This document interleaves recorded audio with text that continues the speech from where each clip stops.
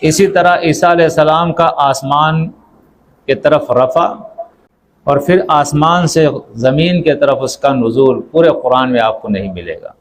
یہ صرف اسرائیلیات ہے، یہ وہ عقائد ہیں جو بنی اسرائیل سے چلے آ رہے ہیں۔ دجال کا تعلق جو ہے وہ اہل یہود سے ہے۔ اب اس دجال کو قتل کرنے کے لیے نصرانیوں نے ایک عقیدہ گڑھ لیا کہ اللہ رب العزت نے عیسیٰ علیہ السلام کو آسمان پہ اٹھا لیا اور قیامت کے قریب وہ آئیں گے، اس یہودی دجال کو قتل کریں گے اور یہودیوں سے جو ہے وہ انتقام لیں گے۔ اب تو یہود و نصارہ امت مسلمہ کے لیے ایک ہو گئے، لیکن اس سے پہلے جو جھگڑا تھا اصل میں وہ یہود و نصارہ کا تھا۔ اب چونکہ کچھ راوی ایسے ہیں جن کا تعلق